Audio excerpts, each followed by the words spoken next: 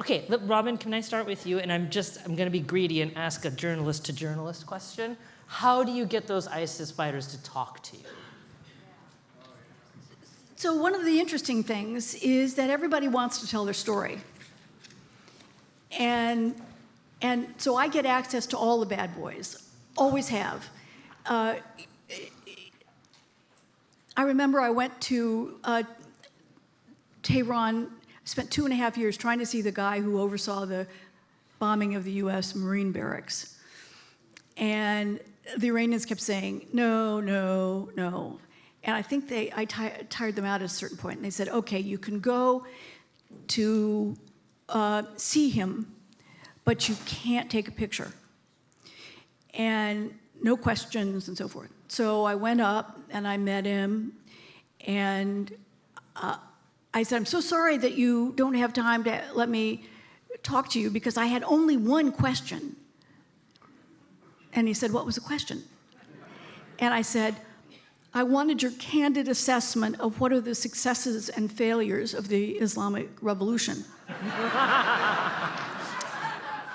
And 2.5 hours later, I had to excuse myself because I had an appointment at Parliament.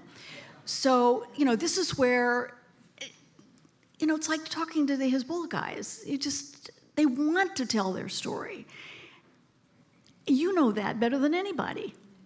I've never had an ISIS fighter say yes, though.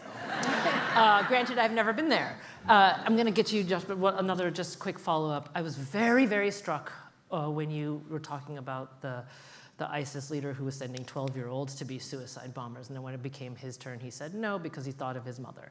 Now, I would say that hypocrisy and religious fanaticism are not strangers to each other.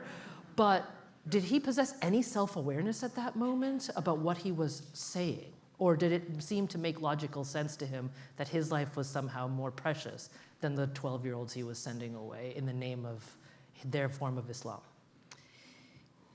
This, again, when you kind of talk to these people, you feel so many of them are lost souls. And I don't think he was self-aware. I think he understood that there was a little bit of hypocrisy. But Abu Yasser, the second man, also did not set off his suicide vest. Here's a guy who was responsible for the deaths of so many people. Himself, 400, and participating in a massacre of 5,000. And didn't set off his vest. One of the problems in the region is everybody wants something to believe in, and something that gives them a sense of being a party to it. And so when a movement offers guns and a job and a woman, it's tempting for a lot of people who have none of those things. I see you over there at mic 2. Just one quick second. Let me give Josh something to tee off with, and then we'll come over there. Josh, there was the last bullet point on your last slide about how culture is important, education is important, and particularly religious education is important. Could you expand on that? Well, if you go through Syria, you realize how little people actually know each other. Because regimes like the Assad regime, Saddam's regime, they don't teach each other. They suppress all of the religious differences. In Syria, you could not talk, you couldn't mention somebody's identity. It's very impolite in Syria. There's a big contrast with Lebanon, which has a sort of open society where everybody asks, which group do you belong to? In Syria, you're not allowed to ask that. What you have to do is play a game of 10,000 questions, which is, what is your name? And that'll give it away 50% of the time. And if it doesn't, then it's which village do you come from and which so forth. And you can, because, in America, you want to know how rich are you and where did you go to college? Those are the first questions. But in Syria, Iraq, Lebanon, it's where were you born and which group do you belong to? And people don't know each other. They have the most astounding misconceptions of what the different groups believe in.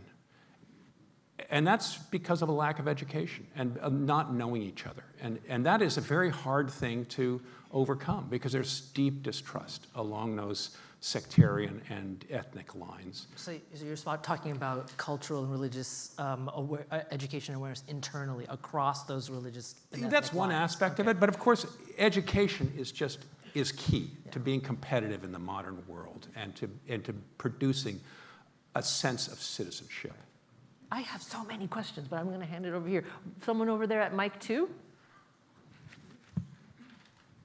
Yes, thank you. I'm Blake Mills from Springfield, Massachusetts. I have a question for Robin. I was wondering, how do you psychologically deal with all the experiences you have of frustration, despair, and hopelessness in the area? How do you not take it in? So how do you cope with that? Thank you. Not very well.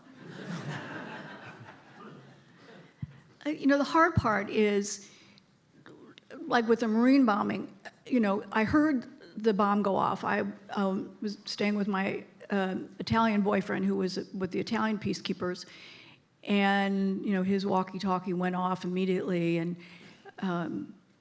we raced down to the Marine compound, and some of the people who were killed were my people I knew. So when it's a strange job. Where's Ethan? We see terrible things, but we also witness incredible history. And it's such a privilege to, I grew up in Ann Arbor, Michigan, in a generation where women didn't do these kinds of things. And so the chance to do it, but, I have terrible PTSD,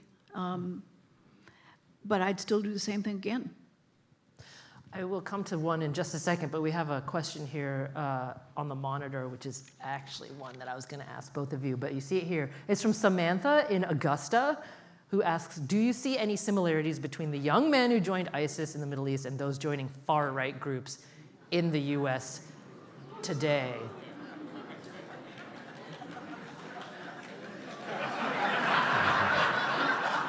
Don't you want to know? That was one on my list. Who wants to take that? Well, I think when you think that the system is broken, as you saw in that slogan in one of Robin's photos, you begin thinking of revolution. And I have arguments with my son. He's not an ISIS member, but he doesn't want to vote. Yeah. And he says, I'm not going to vote because both parties are the same. They're totally corrupt and they're taking money and it doesn't make any difference. We need revolution. And I have to argue, I've got a younger son, I have to argue with him constantly that we can change. But I think, obviously in America, that is sort of part of growing up or something. But I think in the Middle East, there are many people who are totally frustrated, as we saw in those photos, who can be recruited easily because the system is profoundly broken and they don't have options. They're not getting the education. And they see revolution as the answer. And extremist groups that present this utopian vision like ISIS, which it does, is attractive on many different levels, whether it's because sort of the gangland spirit, you're going to get the woman, there are so many things promised you, and it looks attractive. Yeah. Well, so let me push on this a little bit more. Because before we got started this morning, there was a quotation from Meghna Chakrabarti up there, wonderful Iranian graphic artist. She wrote Persepolis, I believe.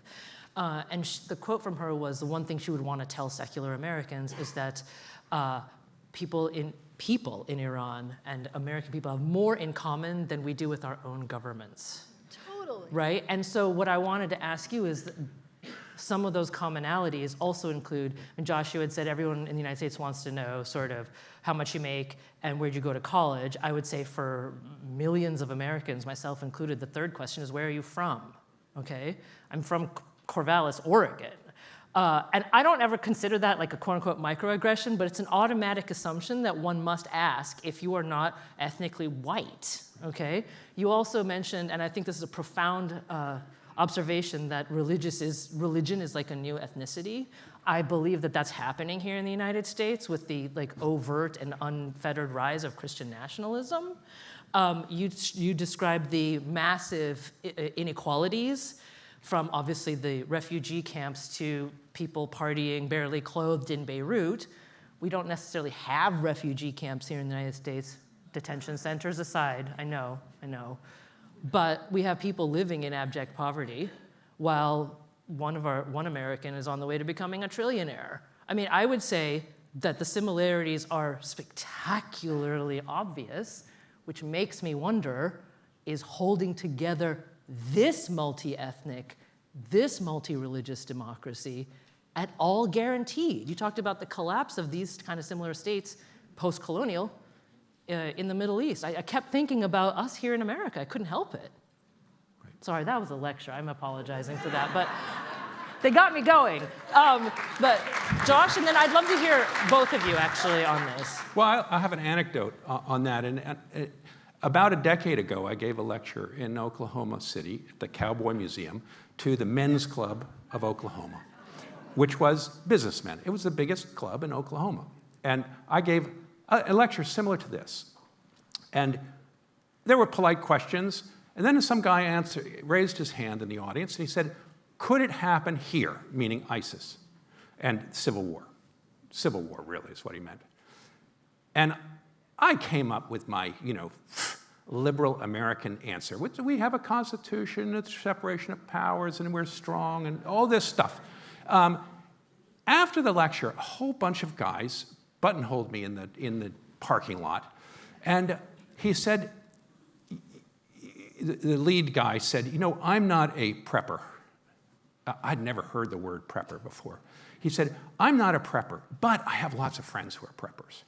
And he went on, a prepper is somebody who's preparing for the Civil War, is preparing for the breakdown of society. And he said, I run a series of gun ranges around Oklahoma, and all these guys are coming in, and they're getting prepared.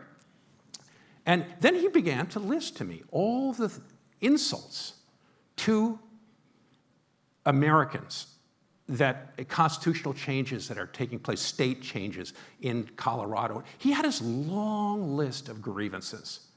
And he, of course, began to talk about the coastals as opposed to the Americans in the heartland. And you could see a world that, for me, as a sort of liberal trans-American, it was alien, but it woke me up. And the more you look for it, the more you see little bits of it. Yeah. Robin? I've spoken to that same men's group in Oklahoma City.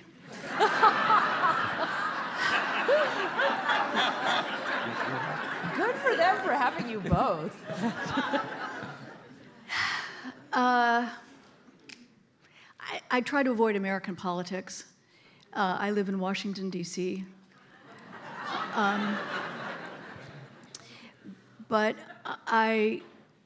because I wrote a piece after Charlottesville for The New Yorker, and I talked to 6 of the best Civil War historians in the United States, David Blight from Yale, and a whole slew of them. And I said, what are the dangers here? And 5 and kind of half of one of them said, oh, we've crossed the threshold of a civil war.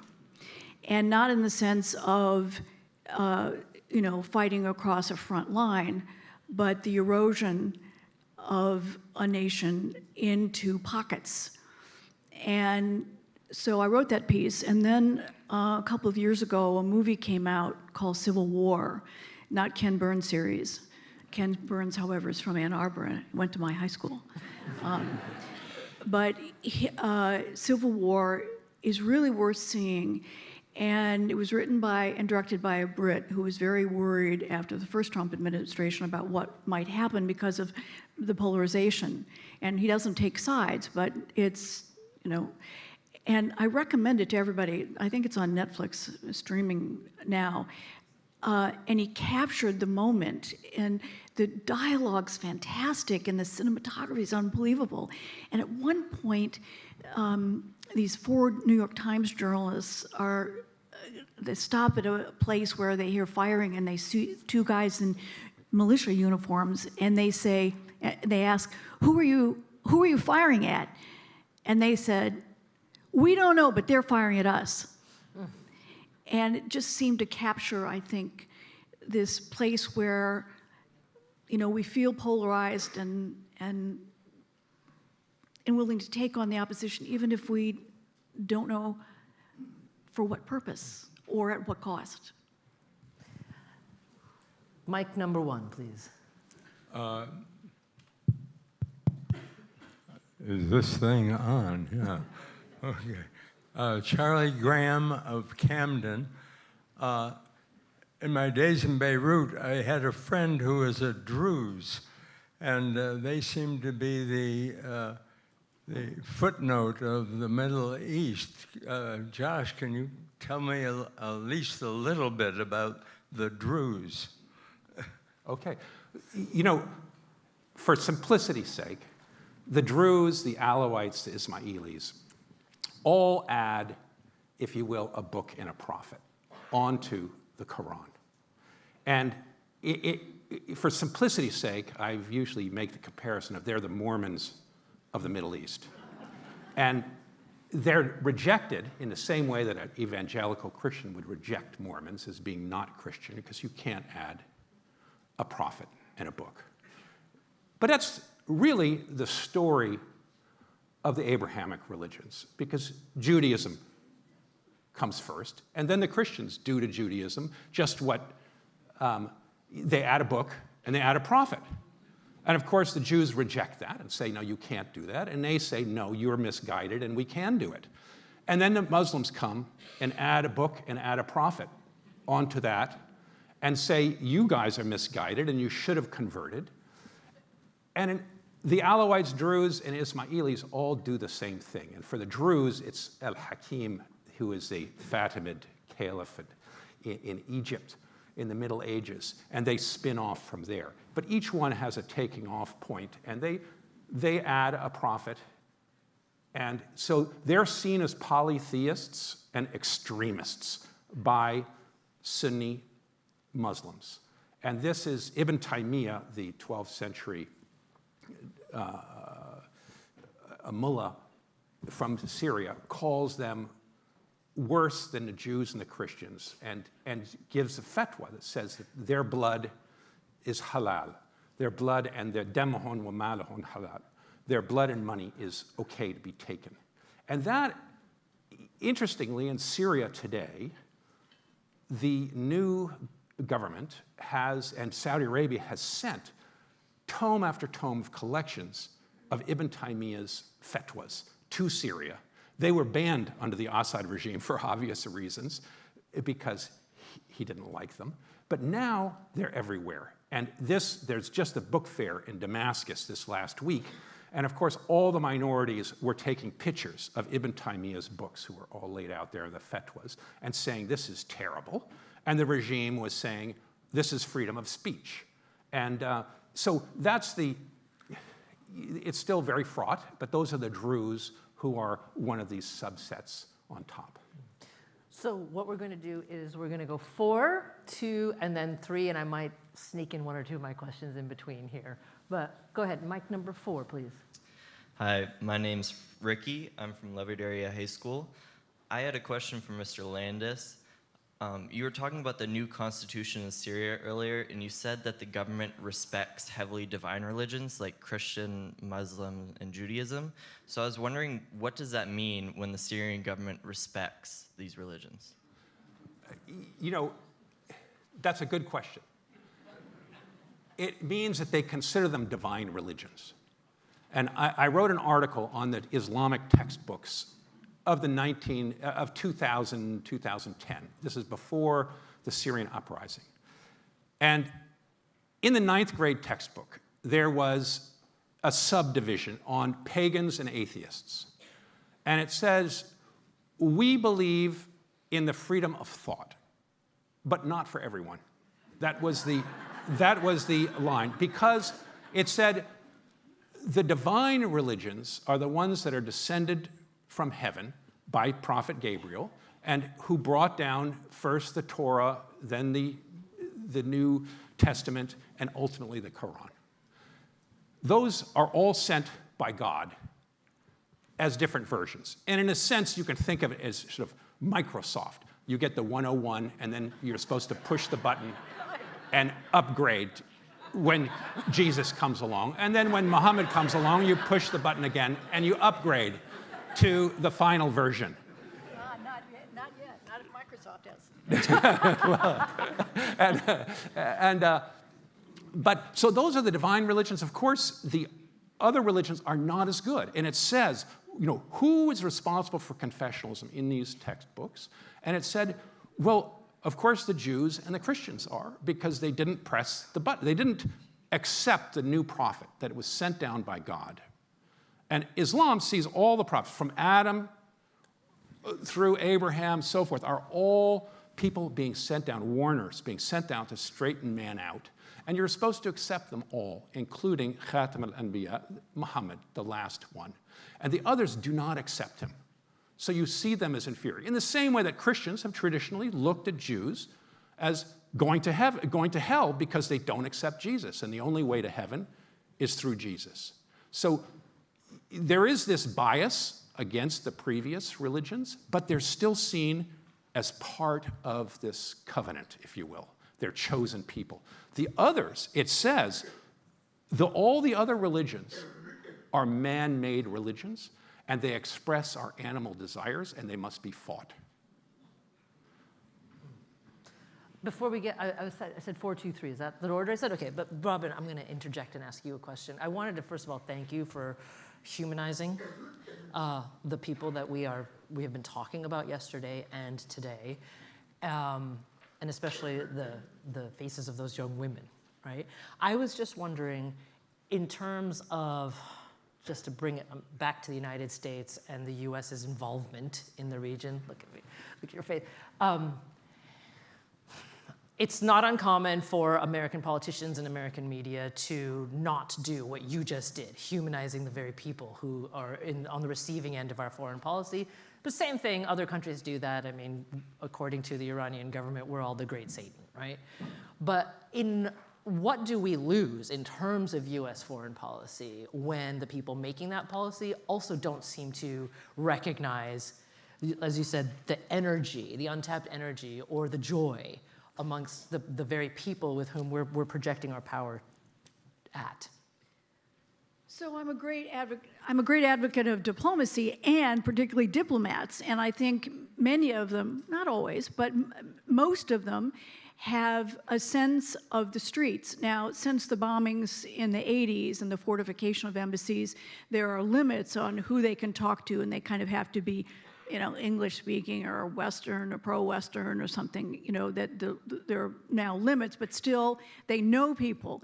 And I don't know how many, people in the region on all sides of the divide, Mr. Witkoff or Mr. Kushner know, or how many Ukrainians, that tends to be this high-level exchange, but there's no humanity in the kind of decisions or consideration of humanity in the process.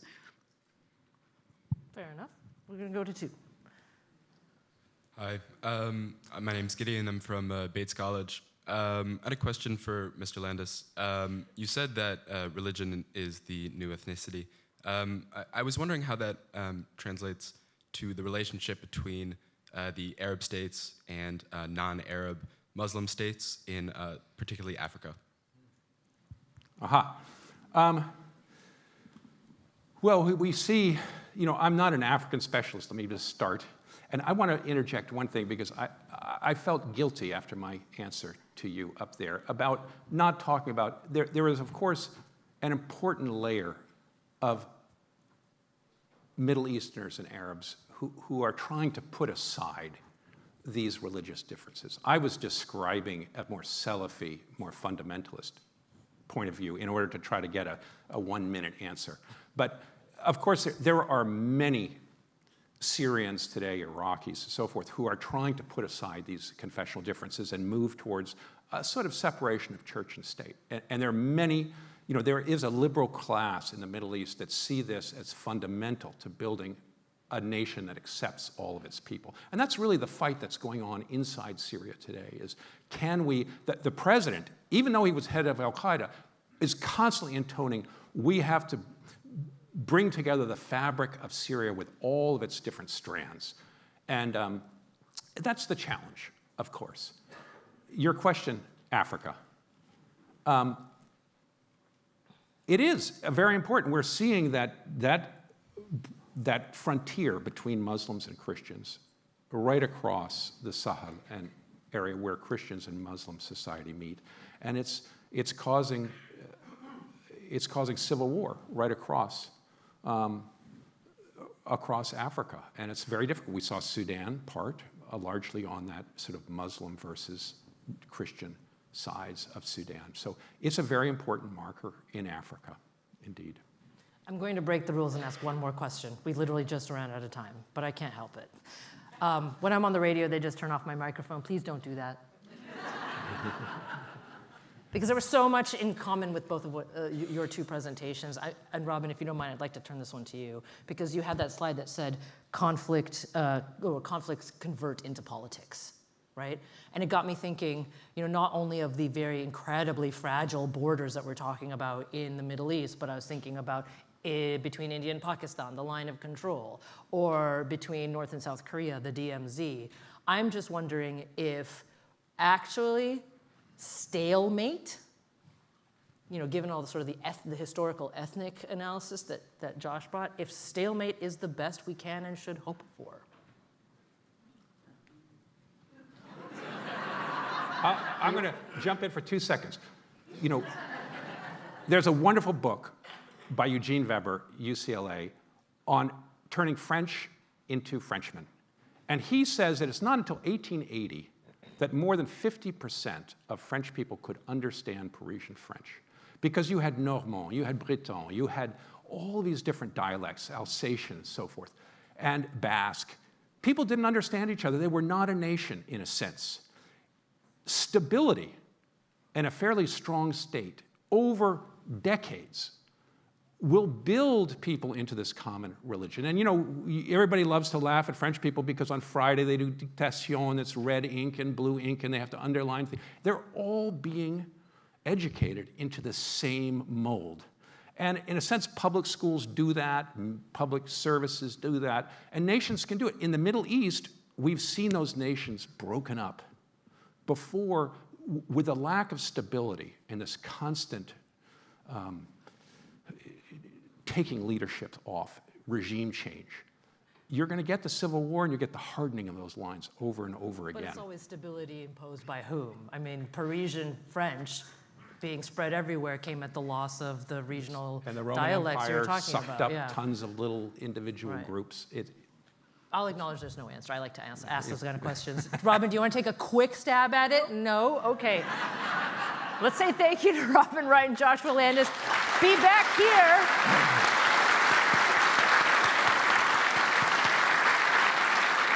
Technically, I am on time. It's only 10:29 and 50 seconds. Be back here at 11. We're going to get started right at 11.